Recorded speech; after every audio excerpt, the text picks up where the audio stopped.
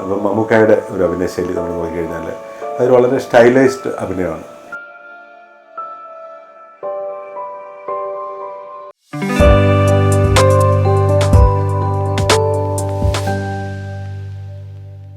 രണ്ട് സിനിമയ്ക്കും രണ്ട് പ്ലാറ്റ്ഫോമാണ്, മലയാളത്തിന്റെ ഹിന്ദിയുടെ. ഈ രണ്ട് സിനിമയുടെ വ്യത്യസ്ത അനുഭവങ്ങളായിരിക്കും. നമ്മുടെ മലയാള സിനിമ എന്ന് പറഞ്ഞാൽ എപ്പോഴും ഒരു ഫാമിലി അറ്റ്മോസ്ഫിയറാണ്. കുറച്ച് ചെറിയൊരു ക്രൂ, വളരെ അടുപ്പമുള്ള ഡയറക്ടേഴ്സും ടെക്നീഷ്യൻസും ആക്ടേഴ്സും എല്ലാം വളരെ ഒരു ഫാമിലി അറ്റ്മോസ്ഫിയർ, ഫ്രണ്ട്ലി, കുറച്ചുകൂടെ ആ ഒരു രീതിയാണ്. അവിടെ എന്ന് പറഞ്ഞു കഴിഞ്ഞാൽ കുറച്ചുകൂടി ഇൻഡസ്ട്രി അറ്റ്മോസ്ഫിയറാണ്. വലിയ സെറ്റപ്പുകളാണ്. 100, 200, 300, 400 പേരുടെ ക്രൂ. അതിനകത്ത് കുറേ ഡാൻസേഴ്സ്, കൊറിയോഗ്രാഫേഴ്സ്, അത് ഇത് അങ്ങനെ ഒത്തിരി ഡിപ്പാർട്ട്മെൻറ്റ്സ്. മലയാളത്തിൽ നിന്ന് ഹിന്ദിയിലേക്ക് പോയി പിന്നീട് ഒരു മലയാള സിനിമ ചെയ്യുന്നത് 2000-ലാണ്. അതും സിബി സാറിന്റെ ദേവദൂതൻ എന്ന പടം. ദേവദൂതൻ റിലീസ് ചെയ്യുമ്പോൾ അന്നത്തെ പ്രേക്ഷകർ ആ പടം സ്വീകരിച്ചില്ല. അങ്ങനെ തിയേറ്റർ കളക്ഷൻ വളരെ കുറവായിരുന്നു. പക്ഷെ ഈ അടുത്ത് ആ സിനിമ വീണ്ടും റിലീസ് ചെയ്തു. ഈ അന്തരീക്ഷത്തിൽ എവിടെയോ ഒരു ശക്തിയുണ്ട്. ആ ശക്തിക്ക് ആരോടോ എന്തോ പറയാനുണ്ട്. Yes, somebody wants to say something to someone. Devadoothan റിലീസിന് അതിൻ്റെ കളക്ഷനും കാര്യങ്ങളൊക്കെ നടക്കുമ്പോൾ ഞാനൊന്ന് വന്നിരുന്നു. ഈ റിലീസിൻ്റെ കാര്യമാണ് പറയുന്നത്. അതിനുശേഷം ഒരു 2 ആഴ്ച തിയേറ്ററിലേക്ക് ഓടി വളരെ നന്നായി പോകുന്നതൊക്കെ ഞാൻ അറിഞ്ഞു. അപ്പോൾ അതിനുശേഷം 2ാമത്തെ ആഴ്ചയ്ക്ക് ശേഷം 3ാമത്തെ ആഴ്ചയിൽ ഞാൻ വേറൊരാവശ്യത്തിനായിട്ട് കൊച്ചിയിൽ വന്നു.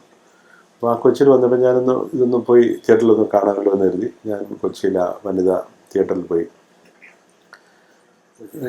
പോയപ്പോൾ ഞാൻ പ്രതീക്ഷിച്ചോ ഒരു 10-50 പേര് കാണും, പിന്നെ 3ാമത്തെ ആഴ്ച റിലീസിനും എന്നുള്ള രീതിയിലെ പ്രതീക്ഷയോടെ പോയി. ഒരിക്കൽ വന്ന സിനിമ തിയേറ്ററിൽ TV-യിലൊക്കെ ഇഷ്ടം പോലെ ആൾക്കാർ കണ്ടിട്ടുള്ളത്, യൂട്യൂബിലും TV-യിലും. പക്ഷെ ഞാനവിടെ ചെന്ന് കഴിഞ്ഞപ്പോൾ ഞാൻ അത്ഭുതപ്പെട്ടു പോയി. കാരണം തിയേറ്റർ ഓൾമോസ്റ്റ് 80% ഫുള്ള്. വലിയ ഹാളല്ലേ ആ വലുതായിട്ടൊക്കെ. Theatre 80% full occupancy. അതുകൂടാതെ ഈ സിനിമ അവസാനിക്കുന്നതിന് വരെ, ടൈറ്റിൽസൊക്കെ പോയി തീരുന്നതിന് വരെ ഒരു മനുഷ്യനും എഴുന്നേൽക്കുന്നില്ല. എൻഡി കാർഡ് വീഴുന്നവരെ ഒരാൾ പോലും ഈ കസേരയിൽ നിന്ന് എഴുന്നേക്കാതിരുന്ന സിനിമ വളരെ അപൂർവമല്ലേ. ഇത് സെയിം സിനിമ തന്നെ നമ്മൾ 25 വർഷം മുന്നേ കാണിച്ചപ്പോഴും ആൾക്കാർക്ക് അത് മനസ്സിലായില്ലായിരിക്കാം. അത് ഇപ്പോഴത്തെ ഓഡിയൻസിന് അത് ഭയങ്കര എൻഗേജ് ആകാൻ പറ്റി. ആ സിനിമയിൽ സാറിന് തോന്നിയ പ്രത്യേകതകളുണ്ട്? ആ സിനിമയുടെ ഒരു മിസ്റ്ററി അറ്റ്മോസ്ഫിയർ ഉണ്ടല്ലോ. അതിനകത്തൊരു മിസ്റ്ററി ആണല്ലോ സിനിമ എന്ന് പറയുന്നത്. അതിനകത്ത് ആരോ എന്തോ ഒരു രഘുനാഥ് ബലേരിയുടെ ആ സ്ക്രിപ്റ്റിൻ്റെ ആ ഒരു മിസ്റ്ററി സ്വഭാവം നമുക്ക് ചിത്രീകരിച്ചപ്പോഴും വളരെ നന്നായിട്ട് ചിത്രീകരിക്കാനുള്ള ചായയുടെ ഊട്ടിയിലായിരുന്നു മെയിൻ ഷൂട്ടിങ്. അപ്പോൾ ആ ഒരു മൂഡും മിസ്റ്ററിയും എല്ലാം മിക്സ് ചെയ്തുകൊണ്ടുള്ള ഒരു മ്യൂസിക്, ലാൽ സാറിൻ്റെ അഭിനയം, ഇതെല്ലാം കൂടെ വളരെ നന്നായിട്ട് എന്താ പറയുന്നത് ബ്ലെൻഡായിട്ട് വന്നൊരു സാഹചര്യമാണ് അതിനകത്ത് ഉണ്ടായത്. പ്രകൃതി ഒരു വലിയ കഥാപാത്രം. അതെ അതെ അതെ. പ്രകൃതി ഇതിനകത്തേക്ക് കൊണ്ടുവരാനായിട്ട് ഒരുപാട് കഷ്ടപ്പെട്ടു. സ്ക്രിപ്റ്റ് എഴുതിയ സമയത്ത് തന്നെ ഞങ്ങളൊക്കെ അവിടെ ഉണ്ടായിരുന്നു. ഇപ്പം എറണാകുളത്തൊരു വീട്ടിൽ താമസിച്ചായിരുന്നു സ്ക്രിപ്റ്റ് എഴുതിയത്. അതിൻ്റെ ഫൈനൽ ഡ്രാഫ്റ്റ്. ആ ഫൈനൽ ഡ്രാഫ്റ്റ് എഴുതുന്ന സമയത്ത് നമ്മളെല്ലാം അവിടെ ഉണ്ട്. അപ്പോൾ അതിനിടയ്ക്ക് ഇങ്ങനെ എഴുതുന്നു, വായിക്കുന്നു. അങ്ങനെ ഇതൊരു നമ്മുടെ ഒരു എന്താ പറയുന്നത് ബോധമണ്ഡലത്തിൻ്റെ ഒരു ഭാഗമായിട്ട് മാറിയെന്ന് വേണമെങ്കിൽ പറയാം. അപ്പം അത് ഷൂട്ട് സമയത്തും അത് ഇങ്ങനെ റിഫ്ലക്റ്റ് ചെയ്യും. നമുക്കറിയാം. അതായത് കാൽക്കുലേറ്റീവായിട്ട് ഇതിനെ അങ്ങനെ നമ്മൾ ഷോട്ട് എടുക്കണമെന്ന് പറഞ്ഞിട്ട് നമ്മളങ്ങോട്ട് കയറി ചെന്ന് ഷോട്ട് വെക്കാനുള്ള തീരുമാനമൊന്നുമില്ല. അതൊരു നാച്ചുറൽ പ്രോസസ്സിൽ നമുക്ക് ആ ഒരു ഫീല് കിട്ടുന്ന പോലെ ചെയ്യാന്നുള്ളതാണ്. ഇൻസ്റ്റിങ് ബേസ്ഡ് ആയിട്ട് വർക്ക് ചെയ്യാൻ താല്പര്യമുള്ള ആളാണ്. പിന്നൊരു പോക്കങ്ങൾ പോയിട്ട് കുറേ കഴിഞ്ഞാൽ പിന്നെ അവിടെ ഈ പറഞ്ഞ പോലെ അന്നത്തെ ഒരു പ്രശ്നം വെച്ചാൽ ഹിന്ദി സിനിമകൾ തീരെ ഒത്തിരി സമയം എടുക്കാറുണ്ട്. അതായത് ഒരു സിനിമ തുടങ്ങിക്കഴിഞ്ഞാൽ 1 വർഷമൊക്കെ എടുത്തു കഴിഞ്ഞാൽ തീർന്നു കിട്ടും. അതൊരു വലിയൊരു പ്രശ്നമായിട്ട് മാറി. എല്ലാം വലിയ സിനിമകളൊക്കെ ആയതുകൊണ്ട് മാറി നിൽക്കാനും പറ്റില്ല. അങ്ങനെയൊക്കെയുള്ളൊരു കോംപ്ലിക്കേഷൻ വന്നു അവിടെ. കുച്ച് കുച്ച് ഹോത്താ ഹൈ, കൃഷ്, പിഞ്ചാർ തുടങ്ങിയ ഒരു 50ഓളം സിനിമകളിൽ ക്യാമറ വർക്ക് ചെയ്തിട്ടുണ്ട്. ഇതിൽ പല സിനിമയ്ക്കും പല സ്വഭാവമായിരിക്കാം. പക്ഷെ ഒരു ക്യാമറമാൻ എന്ന നിലയിൽ മനസ്സിനെ സ്പർശിച്ച സിനിമകൾ ഏതൊക്കെയായിരിക്കും? തീമാറ്റിക്കലി ടച്ച് ചെയ്തിട്ടുള്ള സിനിമ എന്ന് പറയുമ്പോൾ ഒന്ന് ഈ പിഞ്ചർ എന്ന് പറഞ്ഞ സിനിമയുണ്ട്. അതൊരു എന്താ പറയുന്ന പാർട്ടീഷൻ ബേസ്ഡ് നോവൽ ആണ്. അമിതാഭരിതം ഞാനിവിടെ അവാർഡ് കിട്ടിയിട്ടുള്ള റൈറ്ററായിരുന്നു അമിതാഭരിതം. അവരുടെ നോവലിൻ്റെ ഒരു റീമേക്കായിരുന്നു.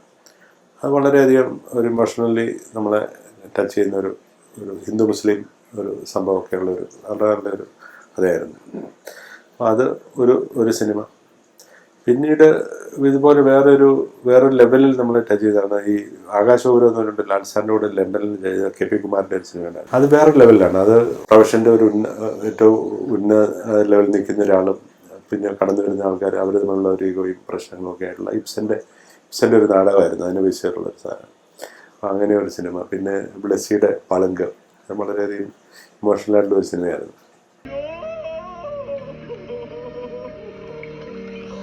ഹോളിവുഡ് സിനിമ ചെയ്യാനുള്ളൊരു ക്ഷണം ഉണ്ടായിരുന്നത് കേട്ടിട്ടുണ്ട്. ഹോളിവുഡ് അല്ല, ഇംഗ്ലീഷ് ഇതാണ്. ഹോളിവുഡ് എന്നുള്ളതല്ല, ഇംഗ്ലീഷ് എന്നുള്ളതാണ്. അങ്ങനെ പല ലാംഗ്വേജിലും ഞാൻ ചെയ്തിട്ടുണ്ട്. ഈ ഇന്തോനേഷ്യൻ ലാംഗ്വേജിലൊക്കെ ചെയ്തിട്ടുണ്ട്. മലേഷ്യയിൽ ഷൂട്ടായിരുന്നു. പിന്നെ ഇവിടെ ബാലി ഇന്തോനേഷ്യയുടെ ഭാഗമാണ് ബാലി. ജക്കാർത്ത അവിടെ ഷൂട്ട് ചെയ്തിട്ടുണ്ട് അവിടുത്തെ ലാംഗ്വേജിൽ. പിന്നെ ഈ മലേഷ്യയുടെ ലാംഗ്വേജിൽ ഭാഷ മലേഷ്യ എന്ന് പറയും. അത് ഭാഷ മലേഷ്യ കൊലാലംപൂർ ഷൂട്ട് ചെയ്തിട്ടുണ്ട്. അങ്ങനെ പിന്നെ അറബിക് ഫിലിം അത് മറന്നുപോയി. അത് വളരെ പ്രധാനപ്പെട്ട ഞാൻ തന്നെയായിരുന്നു എൻ്റെ ലൈൻ പ്രൊഡ്യൂസർ അവിടെ നിന്നുള്ളൊരു, അതായത് ദോഹ ഗവൺമെൻറ്റിൻ്റെ കൾച്ചറൽ മിനിസ്ട്രി എന്ന് പറഞ്ഞൊരു സംഭവമുണ്ട്. അവരുടെ കൾച്ചറൽ മിനിസ്ട്രി ഒരു 2012 2012 അപ്പോൾ അവരൊരു സിനിമ ഉണ്ടാക്കാൻ തീരുമാനിച്ചു. ആദ്യത്തെ ദോഹ രാജ്യത്തിലെ സിനിമയാണ്. അപ്പോൾ അവിടെ നിന്നുള്ള ഒരു ലോക്കലായിട്ടുള്ള അറബി ഡയറക്ടറാണ്. അങ്ങനെ വേറെ ചില നേരത്തിലുള്ള പരിചയങ്ങൾ വഴിയായിട്ട് എന്നെ വിളിച്ചു. എൻ്റെ ക്യാമറ DOP ആയിട്ടാണ് പ്രൈമറിൽ ഞാൻ പോകുന്നതെങ്കിലും അവിടെ ഒരു സൗകര്യങ്ങളും ഇല്ലാത്തൊരു രാജ്യമായതുകൊണ്ട് സിനിമ നിർമ്മിക്കാനുള്ള യാതൊരു സൗകര്യങ്ങളും ഇല്ല. അപ്പോൾ എന്നോട് പറഞ്ഞു കുറേ കാര്യങ്ങൾ ഇങ്ങനെ സഹായിക്കണം, ക്രൂ വേണം, ഇവിടുന്ന് ആർട്ട് ഡയറക്ടർ വേണം, അങ്ങനെ പല കാര്യങ്ങളും വേണമായിരുന്നു, പോസ്റ്റ് പ്രൊഡക്ഷൻ. അങ്ങനെ അവസാനം ഞാനൊരു ലൈൻ പ്രൊഡ്യൂസർ കം DOP ആയി മാറി. ഇത്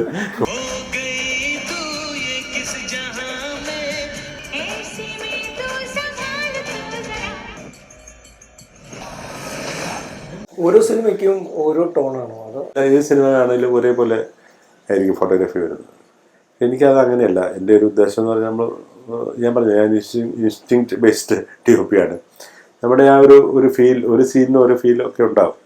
ആ ഒരു ഫീൽ എങ്ങനെ നമുക്ക് ഹെൽപ്പ് ചെയ്യാം, ഫീലിനെ എങ്ങനെ നമുക്ക് ഹെൽപ്പ് ചെയ്യാം എന്നുള്ള രീതിയിൽ നാച്ചുറലായിട്ട് വർക്ക് ചെയ്യുന്നുള്ളതാണ്. അപ്പോൾ അങ്ങനെ വരുമ്പോഴേ നമ്മൾ എല്ലാ സിനിമകളിലും കുറച്ച് വ്യത്യസ്തമായിരിക്കും. നമ്മളിപ്പോൾ ഒരു സിനിമ കണ്ടു കഴിഞ്ഞാൽ ഇന്ന ആളുടെ ഫോട്ടോഗ്രാഫിയാണ് അതെന്ന് പറയാൻ പറ്റാത്ത രീതിയിൽ ചെയ്യണമെന്നുള്ളതാണ് എൻ്റെ ഒരു ആഗ്രഹം. ഷൂട്ടിങ്ങുമായി ബന്ധപ്പെട്ട് ഒരുപാട് രാജ്യങ്ങൾ സന്ദർശിച്ചിട്ടുണ്ട്. അത് ചിലപ്പോൾ നമുക്ക് ഇഷ്ടപ്പെട്ട ലൊക്കേഷൻ ഉണ്ടാവും, ഇഷ്ടപ്പെടാത്ത ലൊക്കേഷൻ ഉണ്ടാവും. പക്ഷെ നമ്മൾ സിനിമയുടെ ഇതിനനുസരിച്ച് നമ്മൾ ഷൂട്ട് ചെയ്ത് പോവുകയാണോ. അതിൽ ഏറ്റവും ഇഷ്ടപ്പെട്ട ലൊക്കേഷൻ, അങ്ങനെയുള്ള ലൊക്കേഷൻ ഏതാണ്? ഇഷ്ടപ്പെട്ട ലൊക്കേഷൻ എന്ന് പറയുമ്പോൾ നമ്മൾ സിനിമയുടെ കഥയും ഇതുമായിട്ട് ഇഷ്ടപ്പെട്ടെന്ന ഒരു രീതിയുണ്ട്. പക്ഷെ ചിലപ്പം അതിലുപരിയായിട്ട് നമ്മുടെ മനസ്സിനെ വളരെയധികം ആകർഷിക്കുന്ന അല്ലെങ്കിൽ നമ്മൾ സ്റ്റണ്ണിങ് എന്നൊക്കെ പറയുന്ന രീതിയിലുള്ള ലൊക്കേഷൻസ് ഉണ്ട്. ഇന്ത്യയിൽ എന്നെ ഏറ്റവും അധികം ഇഷ്ടപ്പെട്ടിട്ടുള്ള ലൊക്കേഷൻ എന്ന് പറഞ്ഞാൽ ലഡാക്കാണ്. ലഡാക്ക്. ആ ഒരു ലാൻഡ്സ്കേപ്പ് എന്താ നമ്മളെ ഡൗൺ ടു എർത്ത് ആക്കി മാറ്റുന്നത്. അതായത് നമ്മൾ എത്രമാത്രം നിസ്സാരനാണെന്ന് നമുക്ക് തോന്നിപ്പിക്കുന്ന ഒരു ലാൻഡ്സ്കേപ്പാണ്. അവിടെ ചെന്ന് കഴിയുമ്പോൾ നമ്മൾ വളരെ ഹമ്പിളായി മാറും. പ്രകൃതിയും ദൈവവും ഇതൊക്കെ ഇങ്ങനെ ഒരു അന്തരീക്ഷത്തിൽ ഇങ്ങനെ നിറഞ്ഞിരിക്കുന്ന ഒരു സ്ഥലമാണ്. ഇന്ത്യക്ക് പുറത്ത് എനിക്ക് ഇഷ്ടപ്പെട്ടിട്ടുള്ള ഒരു സിറ്റി എന്ന് പറഞ്ഞാൽ ലണ്ടനാണ്. ശരിക്കും പല പല കൾച്ചറുകളും ചരിത്രവും ഇതെല്ലാം മിക്സ് ചെയ്തിട്ടുള്ള ഒരു അന്തരീക്ഷമുള്ള സ്ഥലമാണ് ലണ്ടൻ. കേരളത്തില് അങ്ങനെ എനിക്ക് കുട്ടനാട് വലിയ ഇഷ്ടമുള്ള ഒരു സ്ഥലമാണ്. ഞാനത് ഷൂട്ടൊന്നും ചെയ്തിട്ടില്ല അവിടെ. പക്ഷെ ഭയങ്കര എനിക്ക് തോന്നുന്നു ഇപ്പോഴും മലയാള സിനിമ കുട്ടനാടിനെ ശരിക്കും ഉപയോഗിച്ചിട്ടില്ല എന്നുള്ളൊരു സംശയമുണ്ട് എനിക്ക്. കുട്ടനാടിന്റെ പല മുഖങ്ങളും പലപ്പോഴും വന്നിട്ടുണ്ട്.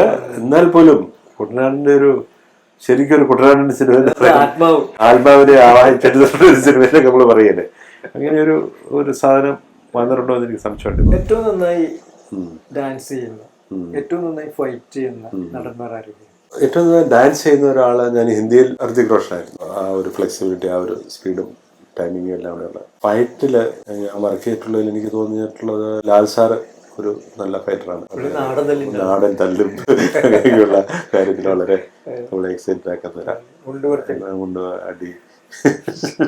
ഏറ്റവും നന്നായി അഭിനയിക്കുന്ന നടനാണ്. അഭിനയം എല്ലാവരും ഒരുമാതിരി നല്ല രീതിയിൽ അഭിനയിക്കുന്നത് തന്നെയാണ്. നമുക്കിന് എക്സെപ്ഷണൽ എന്ന് പറയാവുന്ന ഒന്ന് ഹിന്ദിയിൽ നമ്മൾ പറഞ്ഞു കഴിഞ്ഞാൽ അമിതാഭ് ബച്ചൻ വളരെ കൺട്രോൾഡ് അഭിനയത്തിൻ്റെ ഒരാളാണ്.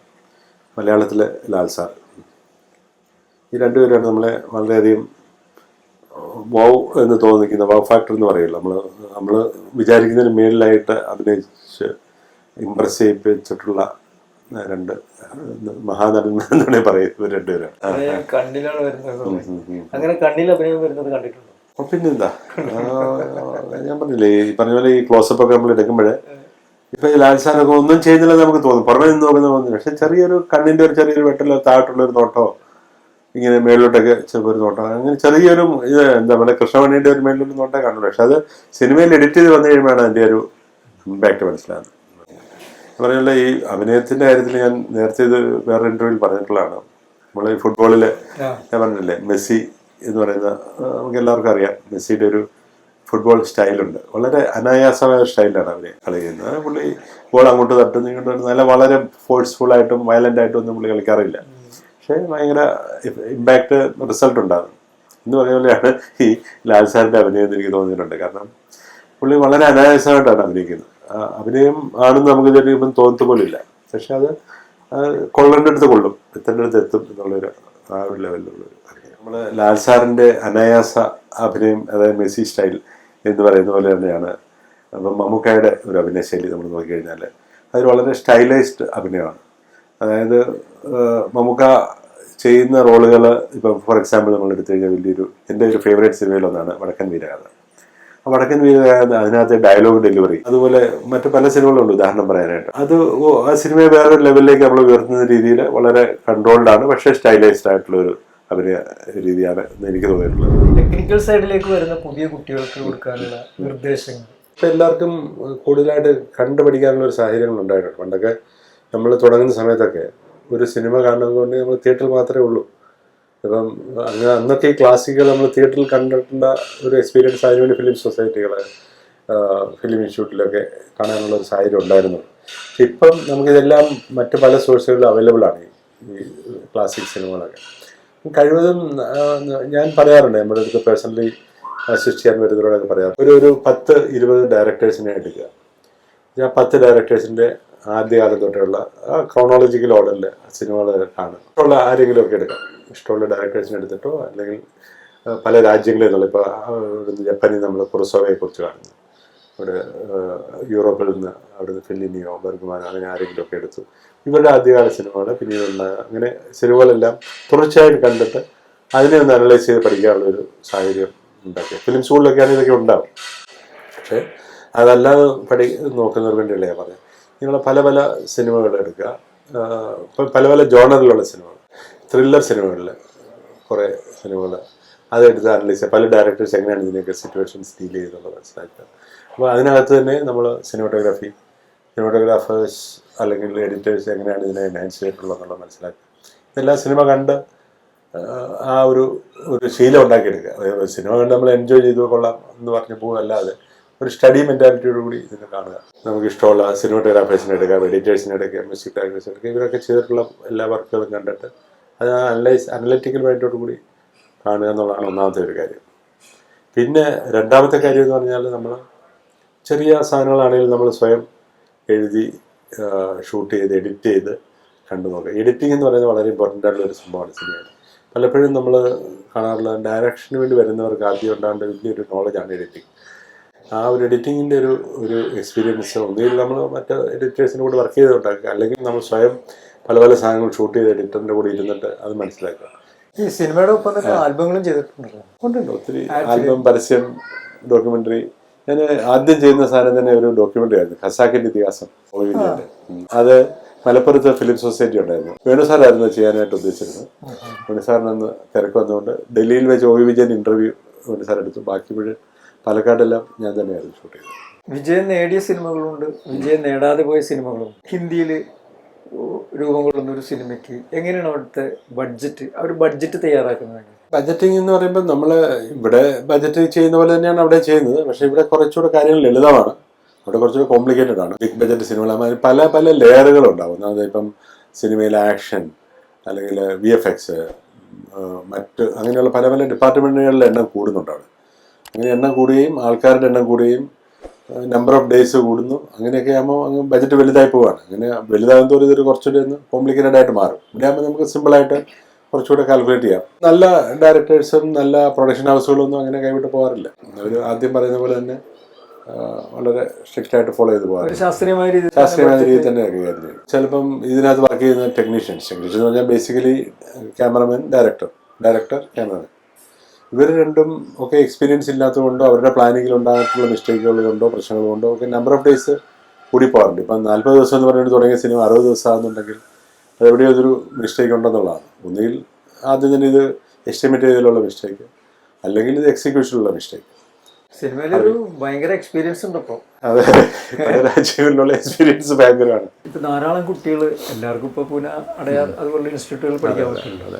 ഇവിടെ കേരളത്തിലെ പല ഇൻസ്റ്റിറ്റ്യൂട്ടുകൾ, പുതിയ ഇൻസ്റ്റിറ്റ്യൂട്ടുകളിൽ ധാരാളം കുട്ടികൾ പഠിക്കാൻ വരുന്നുണ്ട്. അവർ സിനിമയുടെ വിവിധ കോഴ്സുകളും പഠിക്കാൻ വരുന്നുണ്ട്. അതോടൊപ്പം തന്നെ അത് ശരിയല്ല, അതിന്റെ ആവശ്യമുണ്ടോ എന്നുള്ള ചോദ്യത്തിൽ വേറൊരു വിഭാഗം വരുന്നുണ്ട്.